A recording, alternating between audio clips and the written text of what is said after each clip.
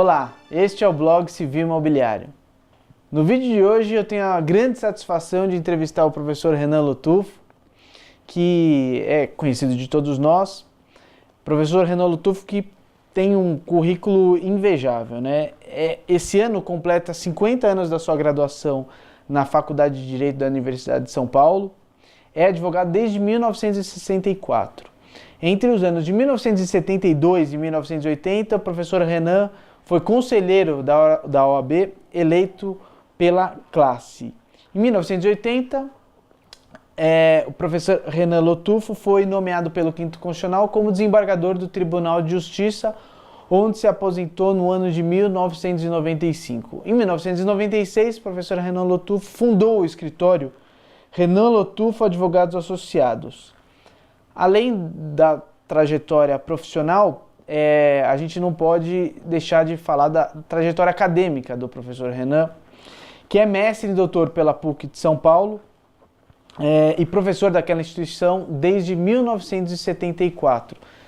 Todos os meus amigos que cursam ou cursaram o curso de mestrado na PUC já tiveram ou têm aulas com o professor Renan Lotufo. Além de inúmeros artigos jurídicos, o professor também possui algumas obras que, dentre elas, as minhas prediletas e as que eu gostaria de citar, são o livro de comentários ao Código Civil e o curso avançado de Direito Civil.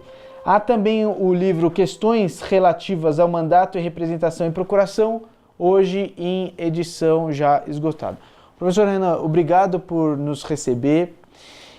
Eu gostaria de começar a nossa entrevista, sempre que eu converso com um advogado ou quando eu tenho a oportunidade de conversar também com um juiz, com algum desembargador, eles sempre falam, olha, um dos traços que diferenciam o professor Renan é que ele sempre foi muito admirado na advocacia e aqui conosco também na magistratura sempre foi muito admirado. Qual o segredo que o senhor teve para ser tão querido nessas duas entidades?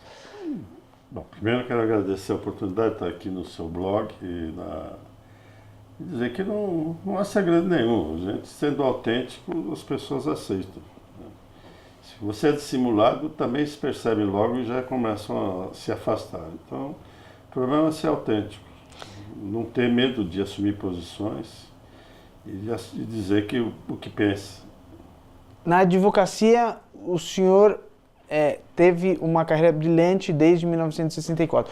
Como é que foi essa transição de sair da advocacia e receber o convite para integrar a magistratura paulista? Foi um período anterior à nomeação bastante difícil, porque meu escritório era em Santo André. Eu também era presidente da Associação dos Advogados de Santo André. E quando de repente apareceu meu nome na lista do tribunal. Era o tribunal quem fazia a indicação da lista tríplice. Não havia eleição pela ordem da lista. Uhum. E eu fui preterido 2 vezes na nomeação pelo governador. Uhum. Então ficou um período de instabilidade no escritório, até que na 3ª vez ele não tinha mais condições de não nomear, e eu fui nomeado para assumir o cargo de juiz. O que mais me ajudou na magistratura foi o período da ordem, e principalmente a participação na Comissão de Ética e Disciplina, onde eu aprendi a conviver com os outros nas decisões. E é muito bom você ter a divergência dentro da sua discussão para poder chegar numa solução mais justa e mais técnica até no processo, como era no disciplinar, como foi nos processos de plenário da ordem, como foi na minha vida na magistratura. Volta e meia, os colegas corrigiam os desvios e chegávamos a uma solução comum. Professor, você quando foi ao tribunal, em primeiro lugar, foi ao primeiro tribunal de alçada? Primeiro foi para o segundo, fui nomeado no segundo. Depois eu me removi para o primeiro tribunal de alçada, porque eu tinha preferência mais pela matéria do primeiro. Né? E fiquei lá e lá me dei muito bem. Era um tribunal gostoso porque era pequeno, nós tínhamos 700 funcionários, mas nós tínhamos um limite de juízes, de 36, e era um convívio muito amistoso, muito amigável. E a matéria era muito agradável também. E professor, depois que faz pouco tempo a gente teve uma homenagem ao senhor no IASP, foi no ano passado, foi no Hotel Guarujá, no Sofitel. A gente tratou inúmeras matérias e vieram convidados assim, acho que extraordinários. Eu não me recordo de um seminário em Direito Civil com tamanha expressão, porque vieram professores da Alemanha, professor da Portugal Itália. E professores da Itália. O senhor foi muito homenageado. Como é que foi a sensação e o seminário em si? Eu não diria que eu fui homenageado, eu fui encarregado de coordenar, como dizem, cientificamente o congresso. E mantive contato com esses professores que conhecia à distância alguns deles, né? Uhum. E eram professores que eu admirava pelas obras deles e tive a grata satisfação de que a presença deles chamou um público muito bom para o congresso e houve uma aceitação muito boa da parte científica do congresso e tenho a sensação de que foi realmente um congresso de alto nível, com professores que marcaram presença no Brasil e devem continuar marcando por um bom tempo. Professor, na sua trajetória acadêmica também, você é professor na PUC, eu acho que talvez seja o professor mais disputado para conseguir a cadeira de Direito Civil. Já fui mais disputado, mas depois que fizeram a fama de que eu sou muito exigente, não sou tão disputado assim. Mas ainda sou procurado. Não, o senhor tem um respeito enorme na PUC de São Paulo.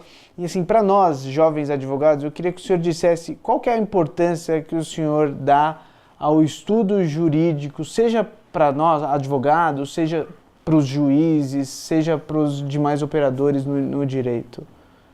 O conhecimento do direito é fundamental, porque o direito, eu cito que o advogado, né, tem certas características e geralmente eu me socorro de uma figura que eu aprendi por acaso e até com o Chico Anísio, que ele falava do Chesterton. O Chesterton dizia que existem duas diferenças entre o filósofo e o poeta. E o advogado tem que ser filósofo e poeta. Qual é a diferença? É que o poeta quer enfiar a cabeça no céu e o filósofo quer enfiar o céu na cabeça. Quer dizer, quer buscar as coordenadas lógicas do céu e o poeta quer ter a beleza do céu. O advogado tem que ser isso. Tem que ter a sensação de que busca a justiça, mas ele tem que conhecer a ciência do direito. Quando ele conhece a ciência do direito, ele advoga muito melhor, se faz mais justiça mais rápida e mais eficaz, porque o advogado pode e deve construir a decisão do juiz. Professor, para a gente finalizar a nossa entrevista, eu sou amigo do João e gostaria de saber como é trabalhar no escritório com o filho e esposa. É uma parte, vamos dizer, de final, praticamente de carreira, você vai... eu nunca tive pretensão de formar um escritório grande. Certo. Eu gosto do trabalho mais artesanal na advocacia. E como minha esposa também, que eu conheci fazendo pós-graduação na PUC, e o João Luiz, depois de ter feito curso de turismo e ter trabalhado com turismo, resolveu fazer direito, eu achei que era conveniente a gente se unir e trabalhar juntos. É uma sensação gostosa até a hora que você não briga com a mulher dentro de casa. Chega aqui, então o ambiente fica... Mas aqui dentro nunca deu nenhum problema. As divergências eventuais posição, etc. Todo mundo se respeita. Bom, mas tem espaço para os netos aqui também. Eu acho que vai demorar, porque nós temos 5 netos. 2 mais velhos, acabou de se formar em cinema na FAAP, portanto não vai trabalhar com a gente, mas vai concorrer com seus colegas. Com a nossa equipe. Né? E o segundo mais velho não tem tendência nenhuma para o direito, eu não mostro. A minha neta de 4 anos vai demorar, e aí eu acho que eu não vou ter tempo para conviver com ela formada. Que é isso, professor. E tem os 2 gêmeos que têm um ano e meio, que também estão muito longe para poder viver junto com eles no escritório. Mas, se eles vierem, eles serão bem-vindos. Eu acho que todos aqui gostariam de trabalhar. Aliás, a minha nora, mãe dos gêmeos, é advoga e advoga intensamente. Legal. Professor, eu gostaria de agradecer as suas palavras, o nosso convite para o blog, que muito vai enriquecer. O senhor, sempre entre os nossos amigos, o pessoal sempre perguntava quando é que vai ter uma entrevista com o Renan Latuf. Estamos tentando, e graças ao contato que a gente teve com o João, a gente pôde finalmente entrevistá-lo. Eu que agradeço a oportunidade, e eu acho que a oportunidade foi muito boa, porque foi exatamente na época que o São Paulo está em alta.